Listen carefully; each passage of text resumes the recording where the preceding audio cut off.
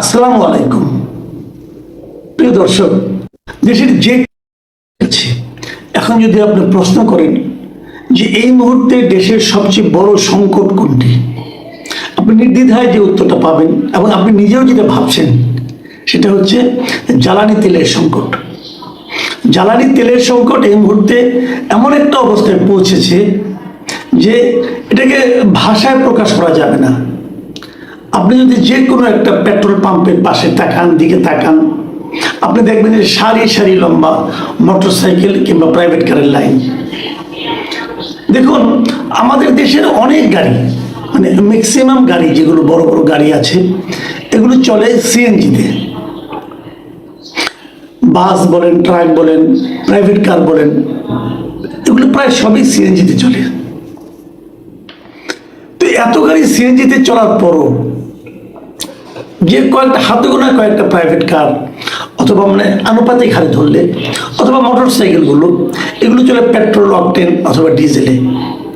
তো এই কয়টা গাড়িকে এই মুহূর্তে জ্বালানি তেল সরবরাহ করা সম্ভব হচ্ছে না। আমি গতকালকে কথা বলছি। গতকালকে আমি মহাখালীর দিক থেকে আসছিলাম। মহাখালী ফ্লাইওভারটা যেখানে শেষ হলো, মানে মহাখালী ফ্লাইওভারের পশ্চিম প্রান্তে, এখান থেকে যে লাইনটা শুরু হয়েছে সেই লাইনটা সোজা এসে একদম জাহাঙ্গীর গেট পর্যন্ত এসে তারপরে আবার বামে মোড় নিল। বামে মোড় নিয়ে আরও প্রায় আধা কিলোমিটারের বেশি এসে প্রধানমন্ত্রীর কার্যালয়ের সামনে, সেটাকে পার হয়ে আরও সামনে যে ট্রাস্টের একটা আপনার ফিলিং স্টেশন আছে, সেখানে এত লম্বা লাইন, প্রায় 1 কিলোমিটার লম্বা লাইন হবে। তো এই লাইনে সবাই যে শেষ পর্যন্ত জ্বালানি তেল পাবেন তার কিন্তু কোনো গ্যারান্টি নাই।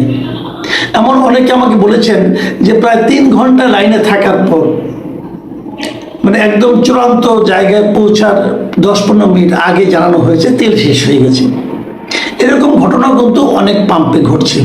অনেক পাম্পে টাঙিয়ে দেওয়া হয়েছে এই পাম্পে কোনো পেট্রোল নেই, এরকম হয়েছে। এই যখন বাস্তব চিত্র, তখন আমাদের সরকার কি বলছে? আমাদের সরকার বলছেন, সরকারি জ্বালানি মন্ত্রী বলছেন, এই একদিন আগে উনি বলেছেন দেশে জ্বালানি তেলের কোনো সংকট নেই। তো উনি যদি বলেন সংকট নেই, তাহলে আমরা যে সংকটটা দেখছি এটা তাহলে কি? আমরা যেটা দেখছি, এই যে তেলের পাম্পের সামনে বিশাল লাইন, এটা কি সংকট নয়? এটা কি সংকটকে প্রকাশ করে না? এটা যদি সংকট হয়, মন্ত্রী যে বলছেন সংকট নেই, তাহলে সেটার অর্থ কি? এটা কিন্তু একটা বেসিক প্রশ্ন। এই প্রশ্নের জবাব আপনাকে কে দিবে? কেউ দিবে না, কারণ তারা কেউ জানেই না এটা কেন ঘটছে। সরকারের যে হিসাব, সরকারের কাছে পর্যাপ্ত তেল মজুদ আছে, তাহলে আজকে সমস্যাটা কি করে তৈরি হলো? দেখুন, আমি একটা কথা বলি, জ্বালানি তেলের সংকট যেটা হয়েছে, এটা হওয়াটা কিন্তু অস্বাভাবিক কিছু না। সারা দুনিয়াতেই জ্বালানি তেলের সংকট এই মুহূর্তে আছে, সারা দুনিয়াতে আছে। এমনকি খোদ যুক্তরাষ্ট্র, যারা নিজেরাই তাদের পর্যাপ্ত জ্বালানি তেল আছে, তাদের এখানেও জ্বালানি তেলের দাম বেড়ে গেছে। অস্ট্রেলিয়ায় বেড়ে গেছে, পৃথিবীর সমস্ত দেশে জ্বালানি তেলের দাম বেড়ে গেছে। এশিয়ার দেশগুলির অবস্থা সবচেয়ে খারাপ, কারণ এশিয়ার এখান থেকে মধ্যপ্রাচ্যের ম্যাক্সিমাম তেল হরমুজ প্রণালীতে যে সমস্ত জাহাজগুলি, তেলবাহী জাহাজ আসে, সেগুলো সবই আমাদের এখানে আসে, আমাদের এশিয়ার অঞ্চলে আসে। এখন যুদ্ধের কারণে, ইরানের সঙ্গে যুক্তরাষ্ট্র এবং ইসরায়েলের যুদ্ধের কারণে হরমুজ প্রণালীতে কিন্তু খুব কম কয়েকটা দেশে, মাত্র 5টা দেশের জাহাজ ইরান আসতে দেয়। এবং সৌভাগ্যক্রমে সেই 5টা দেশের মধ্যে আমাদের বাংলাদেশও আছে, ভারত আছে, চীন আছে, এরাও আছে। কিন্তু অনেক দেশে কিন্তু নাই। এবং যদ্দূর অনেক জায়গায় শোনা যাচ্ছে, আমার যেমন ফিলিপিনের মতো দেশে, সেখানে সরকারের পতন হয়ে যাওয়ার সম্ভাবনা দেখা দিয়েছে এই জ্বালানি তেলের কারণে। চীন, তারা কিন্তু এখানে আসতে পারে। চীনকে বলা হয় যে তাদের এখানে সবসময় 3 মাসের জ্বালানি তেল থাকে, সবসময় থাকে। সেই চীনেও কিন্তু জ্বালানি তেলের সংকট দেখা দিয়েছে এবং জ্বালানি তেলের দাম সেখানে এরই মধ্যে 20% বাড়িয়ে দেওয়া হয়েছে। এবং 20% বাড়ানোর চাপ তো তারা ভোগ করছে। কেনিয়ায়, আফ্রিকান দেশগুলোর মধ্যে কেনিয়ায়, সেখানে জ্বালানি তেলের সংকট হয়েছে এবং সেই সংকটকে তারা মোকাবেলার জন্য তারা একটা রেশনিং সিস্টেম এরকম না, তারা বিশেষ বিশেষ খাতকে অগ্রাধিকার দিচ্ছে যে এই খাতগুলোকে জ্বালানি তেল আগে দেওয়া হবে, পরে অন্য অন্য খাতকে। যেমন ওদের এখানে যারা তারা প্রচুর ফুল, পণ্য সামগ্রী, কাঁচা পণ্য এগুলো রপ্তানি করে, ওই রপ্তানি সামগ্রীগুলোকে ওখানে জ্বালানি তেলের যে ব্যবহারটা সেটাকে তারা অগ্রাধিকার দেওয়া হচ্ছে।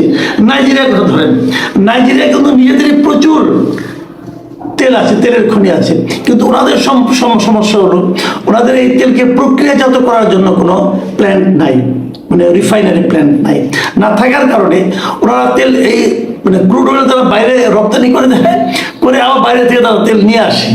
এখন ওদের এখানে এই ক্রাইসিসের মুহূর্তে তাদের পেট্রোলের দাম প্রায় দ্বিগুণ হয়ে গেছে। কিন্তু ভিয়েতনাম সরকার তারা এটাকে ম্যানেজ করার জন্য এই তেলের উপর যে ট্যাক্সটা আছে, এই ট্যাক্স সব দেশে আছে, আমার দেশেও আছে। আমরা যে টাকাতে তেল কিনি সবটাই কিন্তু তেলের দাম না, তার উপর কিছু ট্যাক্স আছে, ট্যাক্সটা আবার গভর্নমেন্ট পায়। যাই হোক, ভিয়েতনাম সরকার সেই ট্যাক্সটার একটা অংশ, মানে ট্যাক্সের দামে কয়েকটা ধরন আছে, তার মধ্যে একটা আছে যে এনভায়রনমেন্ট ট্যাক্স আর কি, পরিবেশ কর, তারা সেটাকে প্রত্যাহার করে নিয়েছে, মানে দামটাকে একটু নাগালের মধ্যে রাখার জন্য। আর মিয়ানমারেও তো জ্বালানি তেল হচ্ছে, যারা বড় ইঞ্জিন যেগুলো আছে, যারা নাকি বেশি জ্বালানি খায়, সেগুলোকে তেল দেওয়া বন্ধ করে দিয়েছে। তো এরকম কিন্তু সব জায়গায়। থাইল্যান্ডের সংকট দেখা যাচ্ছে ডিজেল সংকট, ডিজেল ওখানে পেট্রোল আছে কিন্তু ডিজেল নাই। এবং ডিজেল না, বিশেষ করে মানে শহরের ব্যাংককের বাইরে যে শহরগুলো আছে সেগুলোতে ডিজেল নাই বলতে গেলে। থাইল্যান্ডের এই সংকটে পড়েছে, যে কারণে ওদের সেচের সমস্যা হচ্ছে। আমাদের দেশেও কিন্তু এই মুহূর্তে যদি আমরা পেট্রোলের লাইনটা দেখছি, আমরা যে লাইনটা দেখছি, যে সংকটটা দেখছি, এটা পেট্রোলের লাইন, কিন্তু আমাদেরও কিন্তু ডিজেল সংকটটা আগামী কয়েকদিনের মধ্যে যদি তেলের সরবরাহ না আসে আমাদেরও কিন্তু বেড়ে যাবে। যেমন আমাদের যে কৃষি, সামনে কিন্তু বোরোর মৌসুম, এই বোরোর মৌসুমে কিভাবে তেল সরবরাহ করা হবে এটা বলা বড় কঠিন, কাজে সেখানেও কিন্তু সংকট দেখা দিতে পারে। মানে এর অর্থ যেটা হচ্ছে সেটা হলো, এই যে জ্বালানি সংকট যেটা হচ্ছে, এটা কিন্তু আমাদের সরকারের কোনো দোষ না, এটা সারা দুনিয়ার সংকট। এবং সারা দুনিয়ার সংকট এক একটা দেশ যার যার মতো করে এটাকে হ্যান্ডেল করছে। আমরা কিভাবে হ্যান্ডেল করছি?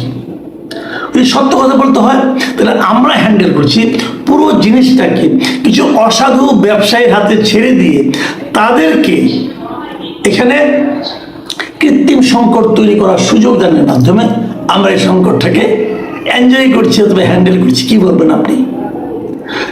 বা বর্তমানে যে সংকটটা দেখা যাচ্ছে, আমার বিবেচনায় এর পুরোটাই এই অসাধু ব্যবসায়ীদের কাজ, এবং সেটাকে কিভাবে কন্ট্রোল করা যায় সেটা হলো সবচেয়ে বড় কথা। আমি মনে করি জ্বালানি সংকটকে নিরসন করার জন্য, এটাকে কন্ট্রোল করার জন্য, এটাকে হ্যান্ডেল করার জন্য সরকার এর মধ্যে একাধিক মিটিং করেছে। অলরেডি প্রায় কয়েক হাজার কোটি টাকা তারা বাড়তি খরচ করেছে, এগুলো ভর্তুকি যাবে, সরকার দিতে হবে। মানে এভাবে দেখতে গেলে আমার তো মাঝে মাঝে মনে হয় যে তারেক রহমান আমার দুঃখী লোক আর কি, দুঃখী সরকারটা, মানে ওনারাও দায়িত্ব নিলেন, এই ঝামেলাও শুরু হলো। এখন এই নতুন একটা সরকারের পক্ষে এরকম কিছু জটিল সমস্যা কিভাবে ওনারা হ্যান্ডেল করবেন, এটা কিন্তু তাদের একটা বড় চ্যালেঞ্জ। আপনি যত কিছুই বলেন না কেন, তেলটা তারা পাবে কোথায়? আমাদের তেল তো বাইরে থেকে আনতে হচ্ছে, এবং সেই আমদানিটা আপনি কিভাবে করবেন? বাইরের দাম বেশি, এই জ্বালানি ইয়ের কারণে, যুদ্ধের কারণে অনেক জায়গায় জ্বালানি তেলের দাম বেড়ে গেছে, আমাদের এলএনজি আনতে হয়, এলএনজির দাম বেড়ে গেছে। তো সব মিলিয়ে কিন্তু সংকট। কিন্তু এখন বিষয়টা হলো কি, এটাকে হ্যান্ডেল করা, এটাকে ম্যানেজ করা। আমি মনে করি যে আমাদের দেশে যে জ্বালানি সংকটের যেটা এখন যে ক্রাইসিস যেটা দেখা যাচ্ছে, এটা সম্পূর্ণ একটা কৃত্রিম ক্রাইসিস। সরকার বারবার বলছে আমাদের কাছে পর্যাপ্ত মজুদ এখনো আছে, এবং আরো অনেক ট্যাঙ্কার আসতেছে, পাইপলাইনে আছে, কাজে আমাদের সংকট হয়তো হবে না। কিন্তু আমি মনে করি সরকারের উচিত হবে প্রয়োজনে জ্বালানি সংকটের দাম পুনর্নির্ধারণ, জ্বালানি তেলের দাম পুনর্নির্ধারণ করা। অনেক আমাদের মতো কিন্তু অন্য দেশে হয় না। আমাদের এখানে হয় কি, তেলের দাম বাড়ে না, তো বাড়ে না যখন বাড়ে তারপর আর কমে না। কিন্তু সারা দুনিয়ায় তেলের দাম কিন্তু ওঠানামা করে। এমনকি আমাদের পার্শ্ববর্তী দেশ ভারত, সেখানেও কিন্তু তেলের দাম ওঠানামা করে। যখন তেলের দাম বেড়ে যায় তখন ওরা দাম বাড়িয়ে দেয়, যখন পৃথিবীতে মানে বিশ্ববাজারে তেলের দাম কমে যায় তখন ওরাও দামটা কমিয়ে দেয়। আমরা এরকম করতে পারি।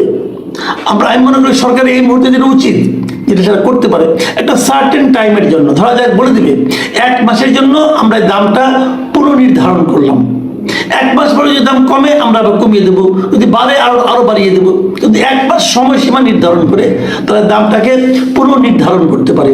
2 নম্বর যেটা করতে পারে, প্রত্যেকটা পাম্পকে মনিটরিং এর আওতায় আনতে হবে।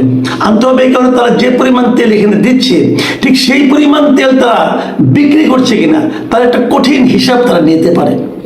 কিভাবে নিল, কোন গাড়িতে নিল, প্রত্যেকটা হিসাব তাদের এখানে থাকতে হবে। এরকম একটা মনিটরিং সিস্টেম তারা ক্রিয়েট করতে পারে। যে পাম্প এই কাজে অনিয়ম করবে তাদের বিরুদ্ধে তাৎক্ষণিকভাবে কঠোর শাস্তি দিতে হবে।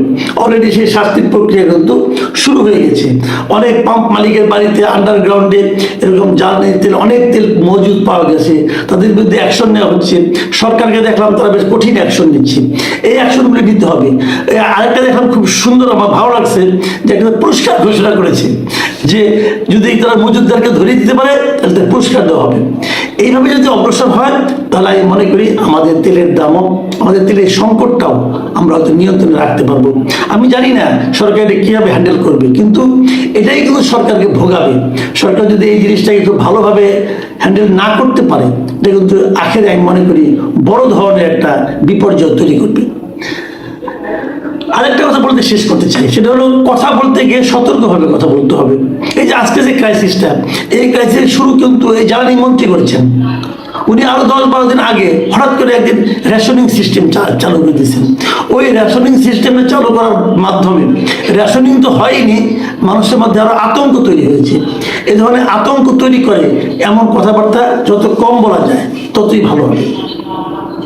প্রিয় দর্শক, আমরা জানি না সরকার কতদিন এটা পারবে, কারণ একটা হিসাবে দেখলাম যে সরকার নাকি প্রতিদিন 167 কোটি টাকা ভর্তুকি দিচ্ছে জ্বালানি তেলে। এটা এই সরকার কতদিন দিতে পারবে এটাও কিন্তু একটা বড় প্রশ্ন। কাজে সবগুলি মিলিয়ে চিন্তা করতে হবে। এবং আমি মনে করি এই সংকটে প্রয়োজনে সরকার মূল্য একটা সাময়িক সময়ের কথা বলে, সাময়িক সময় পর্যন্ত ঠিক করে ওই সময় পর্যন্ত নতুন একটা মূল্য নির্ধারণ করে দিলে আমি মনে করি সরকারের ভর্তুকি পরিমাণ কমবে এবং জ্বালানি তেলের এই যে মজুদদারি, কালোবাজারি এটাও বন্ধ হবে এবং এই কৃত্রিম সংকটটা হয়তো আমাদের থামতে পারে।